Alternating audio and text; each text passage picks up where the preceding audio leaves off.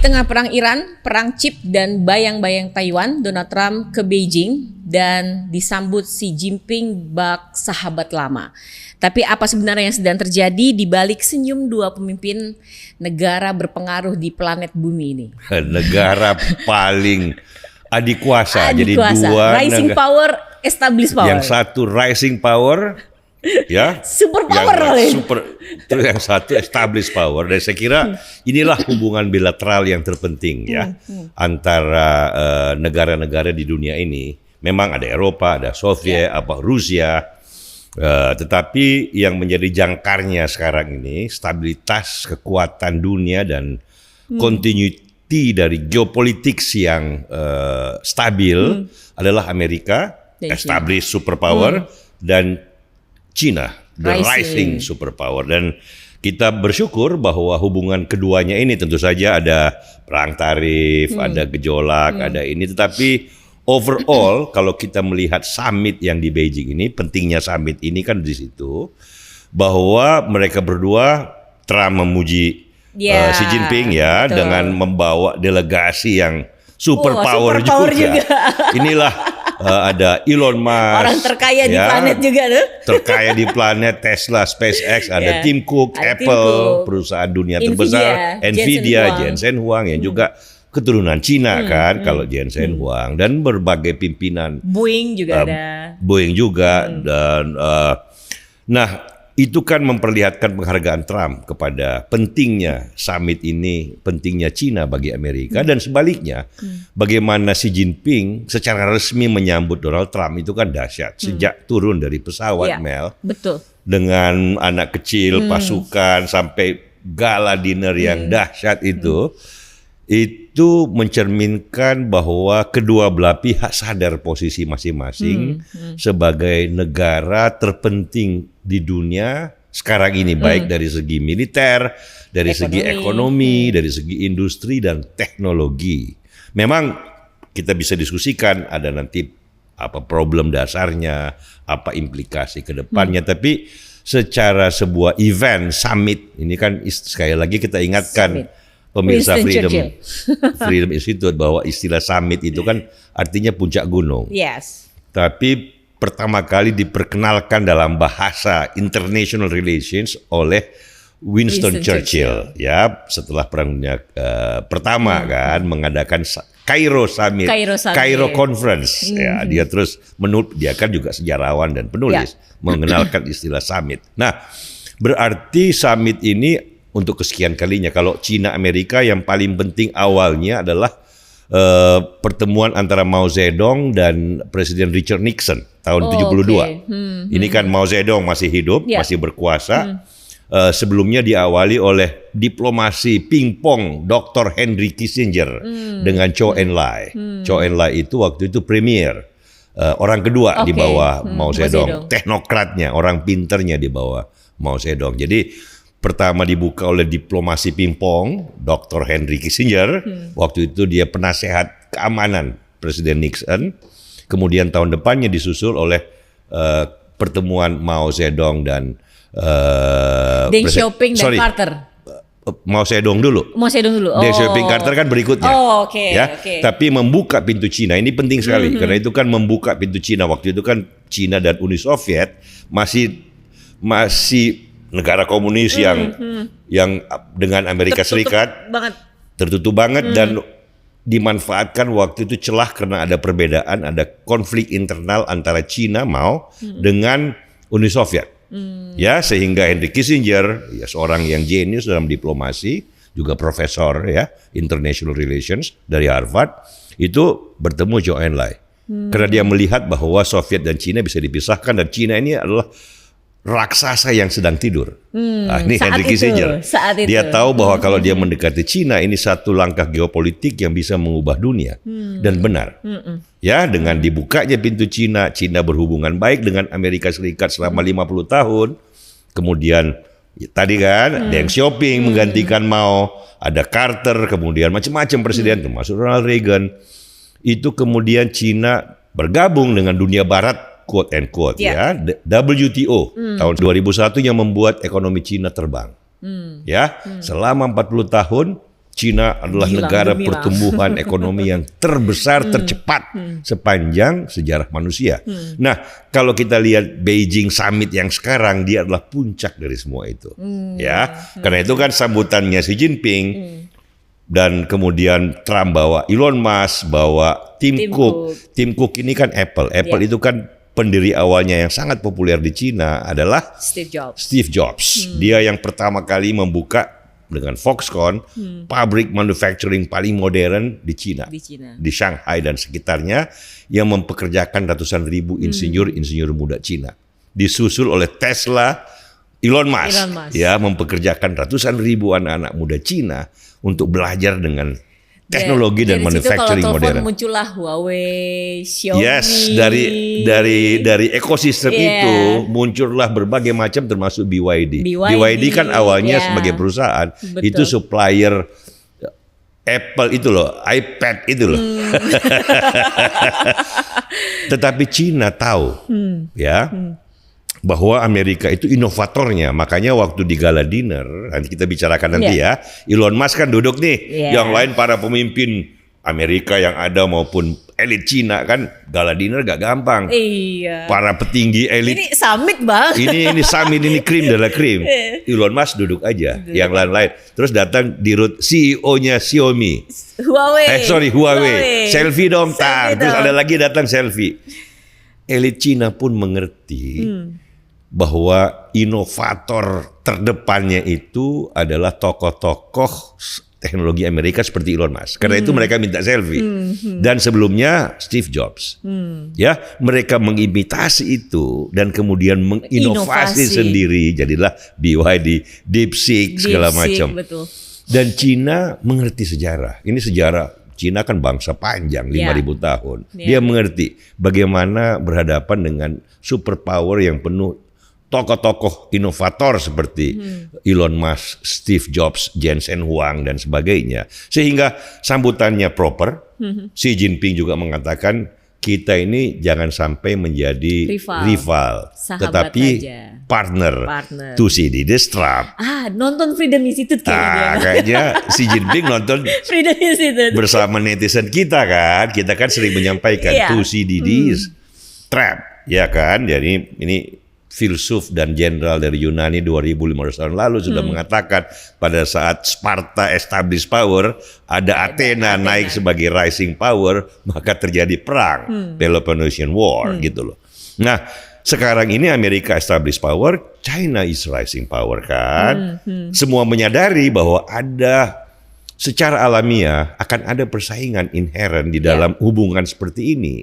Karena itu Xi Jinping bagus sekali mengatakan, kita harus melepaskan diri dari Thucydides trap, perangkap Thucydides. Lebih baik partner daripada rival. Dan dijawab oleh Trump, I really respect Xi Jinping and China. Dia bawain nih semua pimpinan tertinggi perusahaan-perusahaan raksasa teknologi Amerika Serikat. Nah, bagi kita warga dunia, warga Indonesia melihat hal ini, kita tentu saja senang. Karena dengan begitu kita tahu bahwa adik kuasa yang terpenting di dunia ini menyadari pentingnya hubungan mereka. Ya, ada perang tarif, ada macam-macam. Tetapi kalau hubungannya bagus seperti itu, Mel, kan Trump bilang, orang kan nggak tahu, kita bisa telepon-teleponan setiap saat. Kalau ada masalah pasti kita telepon-teleponan. If there is a problem, I call you or you call me gitu. Nobody knows about it gitu loh. Nah, bagi kita kan itu bagus supaya 10 sampai 20 tahun ke depan dunia ini ya basic security of geopoliticsnya itu guaranteed. Barangkali akan ada perang-perang yang bersifat regional dan lokal seperti perang di Selat Hormuz ya. Tetapi bukan perang dunia. Bukan perang total, bukan perang yang tahu kan perang dunia kedua. Korban jiwa langsung itu 50 juta jiwa, Mel.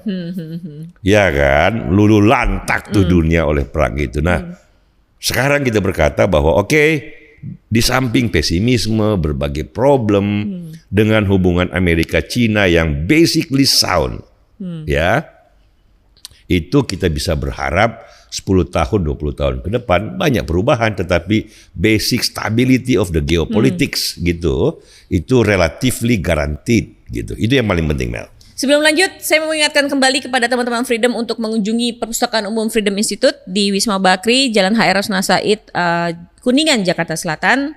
Tempatnya asik, buku-bukunya up to date. Termasuk buku-buku tentang Cina. Banyak banget. Sejarah Cina, sejarah Amerika, geopolitik mereka. Mulai dari dinasti Qin. Dinasti Qin. Sampai sehingga sekarang, namanya Cina. Sehingga namanya Cina. Ada yang bilang Tiongkok kan. Oke, itu boleh aja. Istilah yang sama bagusnya dan sama historisnya. Betul. Ini kan malah istilah Cina kan jauh lebih dulu ketimbang Tiongkok. Ya, dari Tiongkok karena Qin. Yes. Xin Huan Ti. Kita nggak salah bilang Cina. Kita nggak salah. Malah kalau di PBB kan namanya Republik Rakyat Cina kalau bahasa Indonesianya kan. Yeah. Dia pakai kata Cina bukan Republik Rakyat Tiongkok. Tapi oke, dua-duanya boleh. Dua-duanya boleh. Punya sejarah yang panjang. Betul. Dan perpustakaan gratis. Silakan berkunjung, silakan buka. Bisa bikin konten juga. Bisa bikin konten, diskusi. Silakan berkunjung ke Perpustakaan Freedom Institute. Oke, Bang, lanjut, Bang. Oke, lanjut. Soal Iran nih. Jadi di Beijing ini kan summit terpenting antara dua superpower yang memang mempengaruhi geopolitik. Nah, memang ada sedikit dibicarakan soal Iran ya, sedikit dibicarakan, malah dua hal ya, Beijing dan Washington, Trump dan Xi Jinping sepakat kan pada dua hal. Yang pertama, Selat Hormuz itu open. Itu adalah international water, bukan milik siapa-siapa termasuk Iran. Sebagaimana yang Iran klaim ini kan mau tol laut lah segala macam gitu. Jadi itu pukulan telak buat Iran sebenarnya. Ini kan sama dengan pidato Menteri Luar Negeri Iran beberapa minggu yang lalu kan. Yang kedua adalah Xi Jinping dan Trump menegaskan sama-sama bahwa Iran nggak boleh punya nuklir untuk weapon gitu loh. Dan jangan lupa Cina kan anggota Dewan Keamanan PBB dan memang sudah ada 5 resolusi Dewan Keamanan PBB yang mengatakan Iran tidak boleh memiliki senjata nuklir. Jadi dalam hal ini kalau toh ada angle Iran di dalam summit di Beijing yang sebenarnya Iran nggak penting buat kedua negara ini. Ada yang bilang ini Trump aja nih mau minta bantuan Cina nih. Itu kan media Indonesia mainstream aja atau penggemar fanatik Iran Indonesia aja yang nggak ngerti persoalan gitu loh. Buat Amerika dan Cina, Iran itu buat geopolitik dunia, Iran itu terlalu kecil, nggak penting dalam pengertian stabilitas dunia jangka panjang gitu loh. Nah, kembali kepada pertemuan tadi soal Iran, itu kan pukulan telak bagi Iran yang ingin mengatakan Hormuz itu ya kayak Selat Malaka kan nggak boleh dibilang milik Singapura, milik Indonesia, Malaysia atau milik Indonesia. Itu international waters gitu loh. Dan itu hukum internasional tentang free passage in international waters itu usianya sudah 500 tahun lebih. Itu udah panjang gitu loh. Jadi dalam hal itu media mainstream Indonesia yang selalu mengagungkan Iran dan ingin melihat celah Beijing Summit ini adalah urusan Iran. Mohon maaf, mereka akan kecewa gitu loh, karena dalam hal itu kan nggak seperti itu. Gitu. Nah, jadi sekali lagi kita tegaskan bahwa buat Beijing ya, Beijing, jangan lupa Beijing kan di Timur Tengah bukan cuma dagang dengan Iran, dia juga berdagang lebih besar lagi dengan Arab Saudi, dengan Uni Emirat Arab, dengan Qatar, dengan Bahrain, sehingga Xi Jinping kan juga ngerti, dia jauh lebih pintar ketimbang para mullah itu loh, yang cuma maunya resistensi dan pertahanan itu. Dia kan ngerti dari mana teknologi sumber, di mana perdagangan terbesar. Karena itu dia tidak akan mengorbankan posisinya. Kan bagaimana dia harus ngomong sama Arab Saudi, sama Qatar, sama Dubai, diserang sama Iran, kok masa dia belain Iran begitu aja. Bahwa dia ingin supaya ada perdamaian, kita semua ingin ada perdamaian. Mudah-mudahan dia bisa bilang kepada para mullah, para ayatollah dan jenderal-jenderal garda revolusi itu loh, mbok normal-normal aja gitu loh. Mudah-mudahan Xi Jinping bisa bilang begitu setelah Trump pulang, telepon sama Galibaf, lu jadi negara normal aja gitu loh. Sok-sok nolak modernitas, nolak kemajuan, nolak atas nama independensi yang keliru gitu loh. Nah, tapi apa namanya? Iya, kenapa Iran susah banget kayak Cina gitu ngebuka kan diri, merangkul modernitas. Pimpinan perusahaan-perusahaan teknologi terbesar Cina di Gala Dinner selfie sama Elon Musk. Mereka tahu di mana sumber kemajuan dan bagaimana kita maju, imitasi dan inovasi. Belajar, tiru dan kemudian kembangkan sendiri.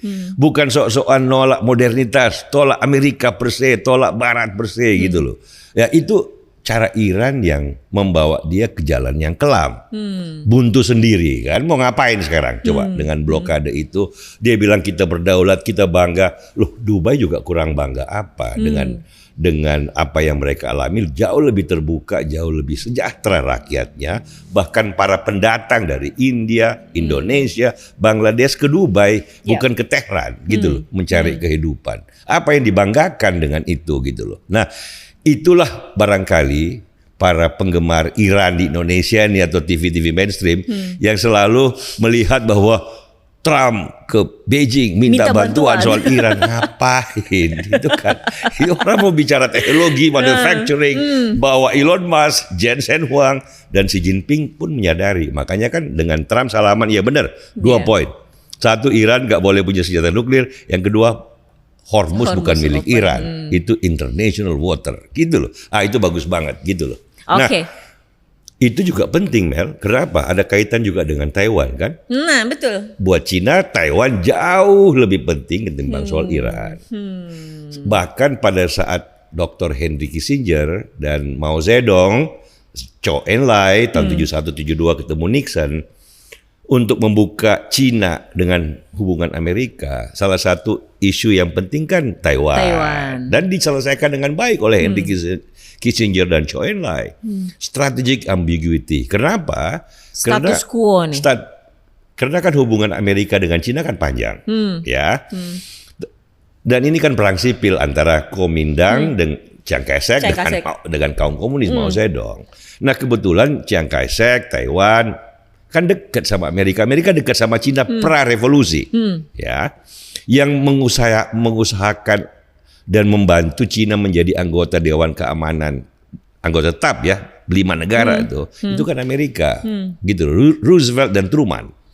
Nah, karena itu hubungan dalam itu pada saat perang sipil selesai, komunis menang di daratan, ada Taiwan, Chiang Kai-shek kan, Amerika dengan sendirinya dekat dengan Taiwan, namanya perang dingin kan, komunis lawan non komunis gitu loh. Nah, pada saat dibuka oleh Mao tahun 71-72 dengan Nixon Kissinger, kan ini mau dialihkan nih. Tapi kan Amerika tidak bisa meninggalkan Taiwan begitu aja.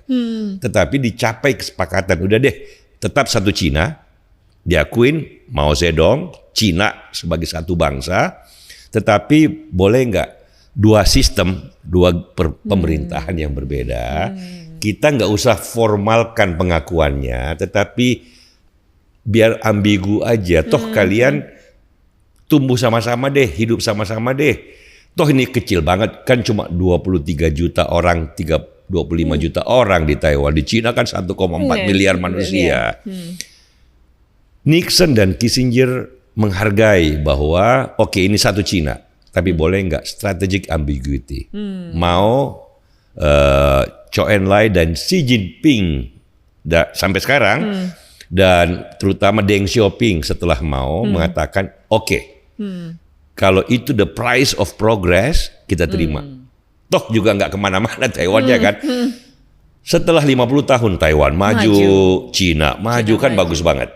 Ya, ini status quo yang menguntungkan mereka semua tuh. Sama-sama menjadi negara maju, nggak ada yang menjadi failed state, negara gagal seperti Iran kan. Ya kan? Nah, kita cubit dikit nih penggemar Iran di Indonesia nih. Benar. Jadi negara maju. Nah, setelah peaceful rise of China, kan sekarang ini mereka lebih percaya diri untuk berkata kepada Trump dan Amerika atau siapapun pemimpin Amerika bahwa at some point in time ambiguity tadi, the strategic ambiguity yang diwariskan oleh Nixon dan Kissinger dan disepakati oleh Mao, oleh Deng Xiaoping, itu barangkali kita bisa ambil angle yang berbeda sedikit bagaimana hubungan Taiwan dan Cina daratan itu bisa kita lebih rekatkan. Kalau saya mengatakan ini, orang jangan berpikir bahwa sampai sekarang nggak ada hubungan mereka berdua nih. Itu dagangnya Cina dengan Taiwan itu kan gede banget. Foxconn itu kan perusahaan Taiwan, tetapi operasinya di Cina dahsyat tuh, yang membantu Apple. Itu. Jadi yang mau dikatakan di sini adalah kebanggaan sebagai sebuah bangsa yang diakui maju dan sekaligus mengatur seluruh teritori yang memang diakui secara hukum internasional. Kita respect pada itu, ya. Tetapi kita juga sadar bahwa Taiwan ini setelah maju sudah menjadi negara demokratis. Bukan negara formal, tetapi sebuah unit politik yang secara politik sekarang sudah demokratis. Kan nggak bisa rakyatnya diminta begitu saja tanpa mereka setuju. Itu kompleksitasnya. Nah, bagaimana Trump menempatkan hubungan panjang dengan Taiwan, hubungan strategis dengan Cina, inilah summit ini. Oke, inilah esensi dari diplomasi itu kan ada pomp, ada keagungan, kemewahan, gala dinner, pasukan penerimaan, lagu, trompet, kebangsaan dua negara itu pompnya, pakaian yang menarik gitu loh. Pakai dasi, Bel. Pakai dasi. Kalau Arachi nggak mau pakai dasi. Barat katanya. Katanya barat ya. Kalau harusnya lepas aja jasnya juga. Kalau anti barat kalau gitu jangan naik pesawat. Betul. Di Tehran jangan naik mobil dong. Naik kuda aja kalau mau anti barat. Jadi ini kita kritik terus nih media mainstream Indonesia yang membela Iran terus-menerus. Oke. Jadi itulah esensi dari diplomasi tingkat tinggi seperti ini. Ada style, ada substance. Tetapi kalau sudah eventnya summit, style and substance itu gabung. Ya, antara pomp, antara kata-kata saling memuji, itu sudah substance tersendiri.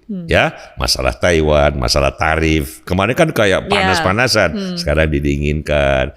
Masalah teknologi terdepan, microchip. Jangan lupa, ini Jensen Huang kan datang. Sekarang Cina sadar, Amerika sadar, teknologi terdepan adalah artificial intelligence, di mana hardware-nya itu, chipsnya itu masih didominasi Amerika Serikat. Almost 100%. Ya, DeepSeek kan butuh. DeepSeek kan teknologi AI terdepan Cina. Dia kalau nggak pakai Nvidia kan nggak bisa juga, Mel. Sehingga Xi Jinping tahu itu, Cina tahu itu, dan para raksasa teknologi Cina begitu ketemu Elon Musk minta selfie. Dia ngerti di mana pusat kemajuannya, di mana pusat inovasinya. Tapi at the same time, kalau soal manufacturing, setelah menjadi dari ide dan desain menjadi manufacturing, itu pusatnya di Cina, di Shenzhen, di Shanghai, di Beijing. Jadi mereka semua mengatur bagaimana supaya ke depan TUCDD strap ini, perangkap persaingan alamiah antara dua negara besar, itu mereka bisa hindari menjadi managed competition. Kompetisi, yes, tapi kita atur jangan sampai berbahaya bagi kedua belah pihak. Persaingan sehat, constructive relationship, kata Xi Jinping. Itu bagus banget, bagus banget. Bang, ada yang bilang Taiwan bisa mau dijadikan alat tawar diam-diam dalam negosiasi Iran. Ini benar apa realistis nih? Dalam negosiasi maksudnya Iran lu bantu gua bantu lu Taiwan. Itu kan kata media mainstream Indonesia yang pro Iran aja. Lagi-lagi. Itu gak penting. Iran itu gak penting dalam kerangka geopolitik dunia antara Amerika dan Cina. Gitu loh. Orang bilang minyak Iran kan cuma 3 juta barrel per day. Amerika produksinya itu 13 juta gitu loh. Dan Cina bisa beli dari Arab Saudi, bisa dari Qatar, bisa dari Venezuela. Bisa dari gitu. Amerika juga, bisa dari Amerika Serikat gitu loh. Iran itu nggak penting secara geopolitik dalam pengertian itu. Dia nggak punya teknologi yang kuat, dia nggak punya militer yang kuat, dia nggak punya basis ekonomi yang kuat gitu untuk menjadi superpower yang dipandang dan dianggap player dalam geopolitik dunia. Itu kan harus memiliki persyaratan itu, dan Iran sama sekali nggak punya. Nah, karena itu ya soal Taiwan penting, tapi nggak ada hubungan dengan Iran. Ya, karena tadi kan sejarah panjang bagaimana hubungan Amerika dengan Taiwan dan Cina, Taiwan, dan kemudian kesepakatan Mao, Kissinger, Zhou Enlai, Deng Xiaoping, sampai Xi Jinping. Dengan the peaceful rise of China, maka Taiwan itu bagaimanapun harus dibicarakan dalam kerangka yang baik. Ya, nggak perlu pakai perang, karena kalau terjadi sesuatu yang keliru di situ, benar kata Xi Jinping, dia bisa bukan hanya kalau miskalkulasi, mishandling of the issue of Taiwan, kalau tidak arif dan bijaksana, maka ini bisa menjadi sebuah bibit dari perang besar dua superpower kan, yang kita nggak mau kan. Elang dan naga raksasa ini ada konflik hanya gara-gara miskalkulasi atau misunderstanding. Ini bagusnya summit, ketemu langsung gitu loh. Jadi jangan ada pengertian yang keliru. Dan yang paling penting kan, semua pihak menyadari Cina, Taiwan berkembang pesat. Ya, salah satu negara yang paling diuntungkan dengan geopolitik yang stabil adalah Taiwan, Cina, dan jangan lupa untuk negara maju Amerika Serikat. Dalam 20 tahun terakhir, untuk negara maju, ekonomi Amerika Serikat berkembang lebih pesat dibanding ekonomi di Eropa, apalagi di Rusia. Sehingga bisa dikatakan sebagai negara-negara yang memetik keuntungan terbesar dari geopolitik dunia yang stabil, ya. Selain negara yang berkembang pesat seperti Singapura, Dubai, Malaysia, Qatar, ya, termasuk Indonesia kan pertumbuhan ekonomi kita kan dalam 25 tahun terakhir bagus, ya.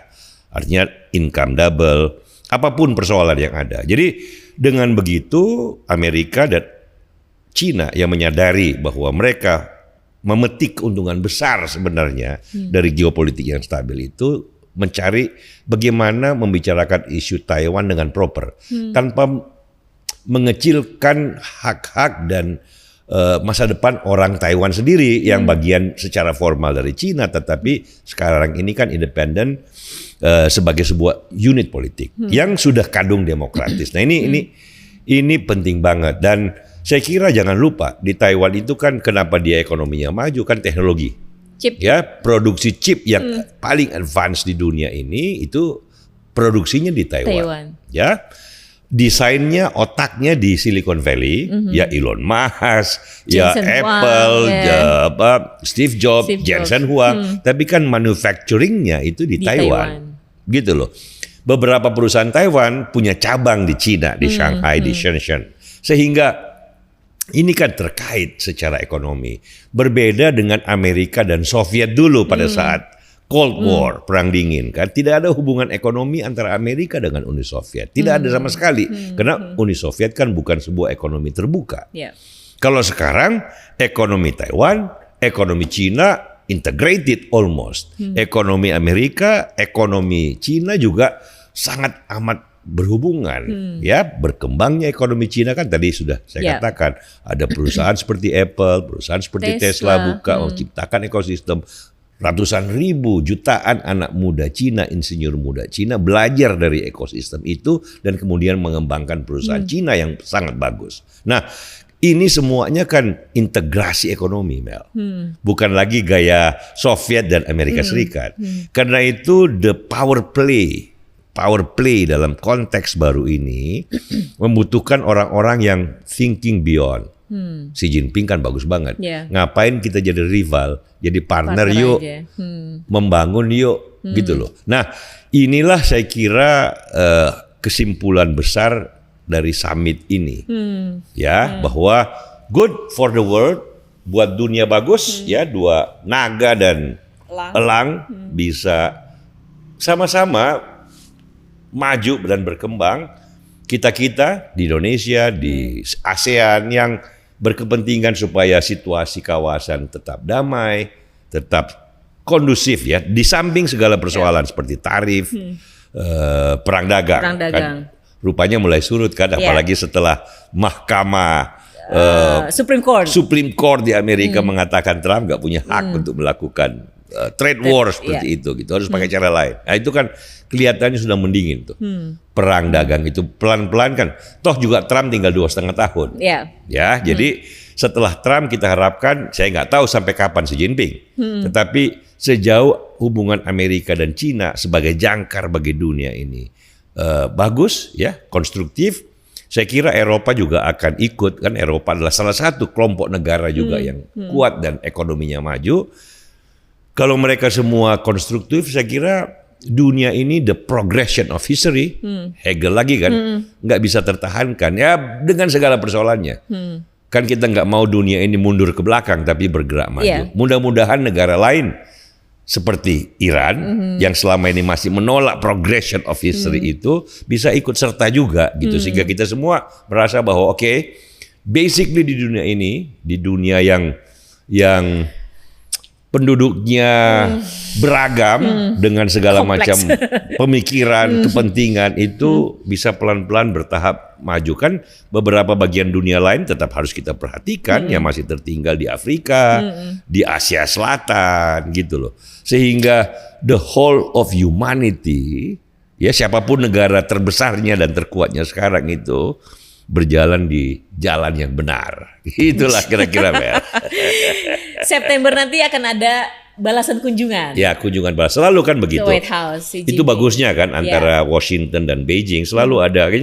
Jadi kan saya dengar di TV mainstream kemarin ada yang berkata bahwa Trump sengaja ke Beijing untuk minta bantuan soal Iran. Itu kan nggak ngerti apa-apa lah orang yang. Ini kan pertemuan bilateral ini selalu terjadi antara. Ini bagus banget. Trump pertama kan juga ke Beijing kan, Xi Jinping ke Mar-a-Lago gitu loh. Itu kan selalu begitu dan bagus banget. Ini dulu kan Ronald Reagan dengan Gorbachev itu terkenal banget tuh, Reykjavik, bagaimana menurunkan jumlah kepala ledak nuklir di dunia ini gitu kan. Nixon dengan Mao kan, Xi Jinping dengan Jimmy Carter itu kan bilateral. Deng Xiaoping. Deng Xiaoping dengan Jimmy Carter. Itu kan gak bisa dilawan. Umur yang bertambah. Oke, tapi kalau tadi kalau Bang lihat dari summit yang sekarang ini masih hari kedua ya, mereka masih jadi hari kedua ini makan siang baru Trump pulang. Jadi kita lihat lagi kalau memang ada yang penting kan netizen kita kan membantu netizen kita memahami dunia yang besar ini seperti apa, tendensi dan gerak utamanya gitu ya, supaya kita tidak menjadi katak dalam tempurung atau cuma secara fanatik cuma ngomong tentang satu negara yang bergolak. Itu oke lah, kita lihat ada satu problem, ada satu kerangka besar, ada satu harapan yang tetap terjaga bahwa dunia ini bergerak ke arah yang lebih baik. Itulah kira-kira Mel yang bisa kita sampaikan. Kalau ada yang penting, kita pasti Podcast bertemu Freedom lagi di Podcast Freedom akan menjelaskan bagaimana kerangkanya. Begitu Mel. Oke, Acoks, pinggir lapangan aman. Pinggir lapangan. Ini kapan-kapan beberapa pertanyaan netizen kita yang di Podcast Freedom di YouTube itu kan ada banyak pertanyaan bagus sebenarnya. Mohon maaf selama ini kalau belum bisa kita jawab langsung ya. Tapi nanti barangkali Amel, Acoks lihat-lihat beberapa pertanyaan yang menarik, yang penting ya. Atau juga barangkali kritik yang baik gitu. Nanti ditulis aja. Nanti kita berusaha sampaikan, kita jawab satu persatu. Ya nggak mungkin semua, tapi yang mewakili sebuah pendapat. Gitu ya. Ya, sip. Oke, kalau gitu terima kasih Bang Celi. Baik. Terima kasih teman-teman Freedom yang sudah bergabung. Demikian Top News International Freedom Institute. Sampai jumpa.